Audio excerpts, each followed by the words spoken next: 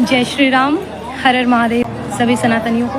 हम बिहार आ गए हैं। काफ़ी समय से आप लोगों से जुड़ नहीं पा रहे थे, कुछ ऐसी दिक्कतें आ गई थी। और पता ही होगा आप लोगों को कि एक वीडियो काफ़ी वायरल हो रही थी जिसमें मैंने एक लड़के को मारा है, मारते हुए वीडियो वायरल हुई है। वो लड़का एक्चुअल में लाइव डिबेट में गौ मांस खाने की बात कर रहा था, जिस पे ये प्रतिक्रिया हुई थी। डेनमार्क का था। उसी दिन मेरा फ़ोन भी टूट गया था। इस वजह से मैं आप लोगों से जुड़ नहीं पा रही थी। और कल मैं बिहार आ चुकी हूँ और अभी मैं बिहार में हूँ। तो अब यहाँ थोड़े दिन तक हिंदुत्व का कार्य रहेगा जहाँ भी जाएंगे, क्योंकि हमारा कार्य, हमारा लक्ष्य हमेशा से एक रहा है, हिंदुत्व को आगे बढ़ाना। हाँ, लेकिन इस बात का एक दुख है कि उस लड़के को बचा लिया गया था, वरना शायद अंजाम बहुत ही बुरा होता। और अफसोस तो इस बात का रहेगा, लेकिन कोई बात नहीं, अगली बार मौका मिला तो ज़रूर अपने अधूरे कार्य को पूरा करेंगे। और मेरे ख्याल से हम सब कानून का सहारा लेते हैं, संविधान की बातें करते हैं कि संविधान हमें ये नहीं अलाउ करता, वो अलाउ नहीं करता। तो संविधान हम मान रहे हैं, हम रिस्पेक्ट करते हैं अपने देश की, अपने संविधान की। लेकिन दिक्कत ये है कि हम इनके नीचे दबके भी नहीं रह सकते ना, अपने धर्म पे बार बार ठेस नहीं पहुंचते हुए देख सकते।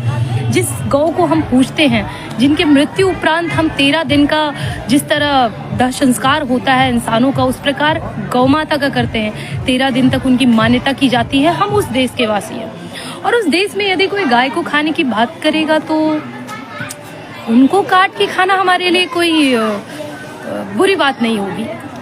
क्योंकि कहते हैं कि आप भगवान का दर्शन करने के लिए मंदिर जाते हैं, लेकिन गौ, हमारी गौ माता इकलौती ऐसी है जिसमें हमारे 33 कोटि देवी देवताओं का निवास है। और हर दिन कहीं ना कहीं ये चीज़ बुरा भी लगता है कि हम बार बार ये कहते हैं कि हिंदुओं की सरकार है और 10 साल हो गए हैं, लेकिन आज भी हमारे देश में उसी प्रकार गौ हत्या हो रही है, उसी प्रकार लव जिहाद हो रहे हैं, उसी प्रकार हिंदुओं के साथ जो भी व्यवहार किए जाते हैं वो चीज़ लगातार हो रहा है, रुकावट नहीं है। लेकिन हाँ, एक चीज़ हुआ है कि एक मुद्दा ज़रूर बन गया है कि हाँ, ये हमारे देश में हो रहा है। क्योंकि इससे पहले गौ हत्या पे कोई बहुत ज़्यादा ध्यान नहीं था, लव जिहाद पे कोई बहुत ज़्यादा ध्यान नहीं था और मंदिर पे ध्यान नहीं था, धर्म संस्कृति।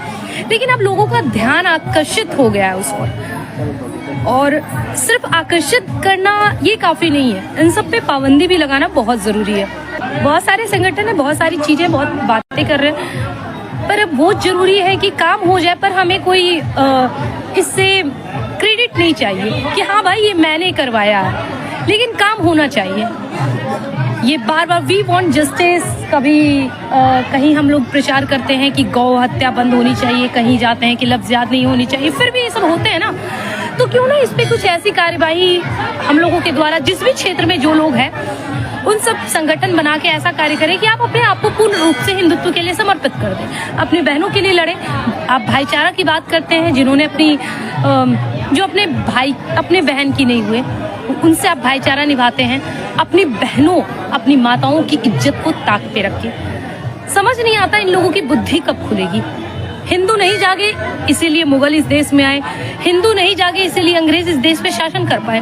और सच्चाई माने तो आज भी हिंदू जागे नहीं है। बस मुझे ऐसा लग रहा है कि थोड़े दिन तक तो ऐसा लगा कि शायद जागे हैं, पर अब ऐसा लगता है कि जागे थे और रात में पानी प्यास लगा और फिर पानी पी के वो सो गए। दिल से बुरा लगता है ये चीज़ देख के। आप लोग वीडियोस भी देखते हैं, हमारे इंटरव्यू देखते हैं, मुझे पता है काफ़ी समर्थन मिलता है आप लोगों का। मुझे नहीं चाहिए ये सब, आप लोग कार्य करिए ना। मैं जो बोलती हूँ आप करिए। मैंने बहुत बार अपनी बातों में कहा है कि लव जिहाद नहीं होनी चाहिए। यदि हमारी एक लड़की उठे तो आप उनकी 10 उठा लो। कितनों ने उठाया है? अगर आप ये नहीं करोगे तो फिर आप ये अपेक्षा मत करना कि हमारे देश में कभी इन सब चीज़ों में सुधार होगा, हमारे देश में हमारी सरकार हमारे समर्थन में होगी या कुछ भी। आपको रोहिंग्या का घटना याद होगा। वो लोग ऐसे होते हैं कि अगर एक बिच्छू भी पानी में डूबता होता है तो अपने हाथ में कटवा के उस बिच्छू को बचा लेते हैं। लेकिन उसी धर्म पे जब बार बार घात किया जाता है, उनकी बहन बेटियों के बलात्कार कर दिए जाते हैं, उनके मंदिरों के बाहर गाय मांस को काट के फेंक दिया जाता है, अंधाधुन अत्याचार होते हैं तो वो लोग खड़े हुए और वहां से उन्होंने तलवार उठाकर उन सबको खदेड़ दिया। और वही रोहिंग्या मुसलमान आज हमारे देश में घूम रहे हैं, जिसको समर्थन हमारे देश के मुसलमान कर रहे हैं। ये इनकी हिम्मत इतनी कैसी हो गई आपको पता है? हमारी वजह से, क्योंकि उनको पता है ये रोहिंग्या ये जैन बुद्ध तो तलवार उठा लेंगे पर हम हिंदू नहीं उठाएंगे। क्यों?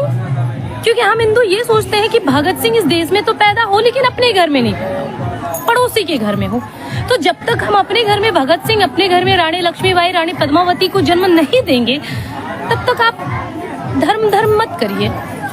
किस मुंह से मंदिर जाना चाहते हैं आप? जब आप अपने लिए, अपने धर्म के लिए, अपने गौ हत्या के लिए, लव जिहाद के लिए, जो भी हमारे देश में अपने धर्म को लेकर त्रुटियां हो रही हैं, अगर इन सब के लिए आप आवाज नहीं उठा सकते तो फिर क्यों धर्म करना? क्यों सावन तो आ रहा है, क्यों मंदिर जाना? क्यों किस मुंह से आप लोग महादेव को प्रणाम करोगे? किस मुंह से आप महादेव पे दूध चढ़ाओगे? हाँ, एक महीना आप महादेव पे दूध चढ़ाओगे या जल चढ़ाओगे, आप अपने आप को हिंदू बोल लोगे? नहीं है, ये धर्म नहीं है। आप कार्य भी करो, मैं ये नहीं कह रही हूँ अब कि जल मत चढ़ाओ भाई, वो तो बिल्कुल चढ़ाएंगे भाई, भर के दूध चढ़ाएंगे, रोक ले, कौन रोकेगा? लेकिन मुद्दा ये नहीं है। आप सिर्फ इतने में सीमित क्यों रह जाते हैं? आप एक हाथ में शायद गीता कभी कभी रख भी ले, लेकिन आप गीता को पढ़ते नहीं, इसीलिए आपको ये नहीं पता कि शास्त्र तो पढ़ना है लेकिन शस्त्र कहाँ चलाना है, ये आप लोगों को नहीं पता। तो अपने आप को समझिए। हम बिहार आए हैं, फिर से कह रहे हैं, हम बिहार आए हैं और उम्मीद करेंगे कि यहाँ जितने भी हिंदू संगठन हैं उन सब तक मेरी ये बात जाए, क्योंकि अब हम लोग को कार्य करना एक साथ मिलकर बहुत ज़रूरी है। कार्य करना सिर्फ कार्य करके रहना नहीं है। हमारी भावनाओं को समझिए कि हम क्या कहना चाह रहे हैं, अब बहुत ज़रूरी है। शास्त्र तो हमने बता दिया, धर्म का प्रचार तो हमने कर लिया, लेकिन अब शस्त्र भी चलाना है, शस्त्र भी उठाना है, ताकि लोगों को हमारी असली औकात का पता चले। मेरी बातें सुनकर बहुत लोगों को लगा होगा कि शायद मैं फिर से कट्टर बोल रही हूँ, बुरा लगा होगा तो लगा, मेरे को कोई मतलब नहीं है आप लोगों को बुरा लगा भी। वैसे मुझे नहीं लगता किसी को बुरा लगा होगा, क्योंकि मेरे कांटेक्ट में ऑलमोस्ट कट्टर हिंदू है। आप सभी सनातनियों से हाथ जोड़ के निवेदन है कि समर्थन करें। नहीं उठता है कोई धर्म के लिए, मुझे भी बहुत से ताने मिलते हैं, क्या कर लोगी धर्म के लिए आवाज़ उठा के?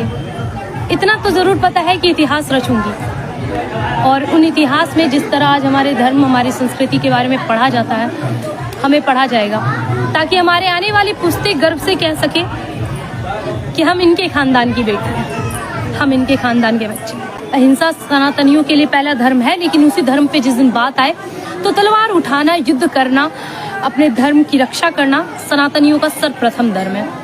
बस मेरी गुजारिश है, मेरी विनती है आप लोगों से इतनी ही कि बहुत आपने जय श्री राम कह लिया, बहुत अपने धर्म का प्रचार भी कर लिया, अब कुछ ऐसे कार्य करो जिसकी वजह से आपका फेस ना दिखे, लेकिन वो कार्य हो। थोड़ा बुरा लग रहा है यहाँ देख के कि किस प्रकार लोगों को रुचि नहीं धर्म में, पता नहीं कि कितनी लड़कियां लव जिहाद में कट रही हैं। कोई मतलब नहीं है, अब मतलब रखिए। क्या पता अगला टारगेट आपका घर हो और अगली लव जिहाद में फंसने वाली लड़की आपके घर की बेटी है। हमेशा से अपने धर्म के लिए खड़ी रही हूँ। मैं आज फिर से आप लोगों को कह दूं, मैं अकेले हूँ, मुझे किसी के समर्थन की, और मुझे ऐसा लगता है किसी को भी किसी के समर्थन की जरूरत नहीं, जो अपने धर्म के लिए सच्चे मन से लड़ रहे हैं, राम के नाम का राजनीति नहीं कर रहे हैं। धर्मो रक्षति रक्षता, जो धर्म की रक्षा करेगा धर्म उसकी रक्षा करेगा, और जिसका रक्षा धर्म कर रहा है मुझे नहीं लगता उसे किसी और के समर्थन की जरूरत है। अकेले हम काफी हैं।